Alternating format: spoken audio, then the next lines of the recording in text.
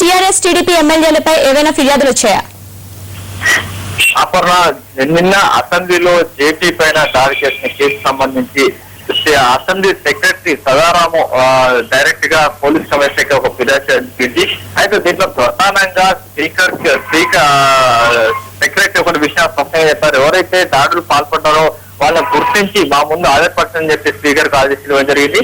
అయితే దీంట్లో ఎమ్మెల్యేలు కాకుండా బయట వ్యక్తి అయిన ఈటల రాజేందర్ డ్రైవరు మల్లేష్ కూడా ప్రమాదం ఉన్నట్టు తేలింది. దీంతో టాస్క్ ఫోర్స్ పోలీసులు అతన్ని పికప్ చేసినట్టు సమాచారం ఉంది. అయితే దీనికి సంబంధించి ఒక కేసును కూడా సైబరాబాద్ పోలీసులు నమోదు చేయడం జరిగింది. 91/11 ఒక ఎఫ్ఐఆర్ కూడా ఇష్యూ అయింది. దీనికి సంబంధించి 353 సెక్షన్ కింద మల్లేష్ పైన కేసు పెట్టారు.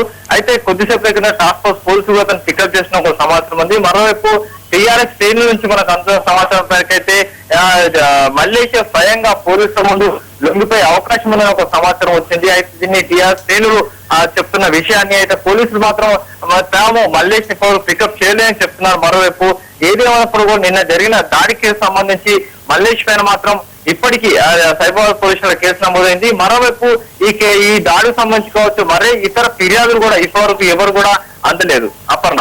Right, thank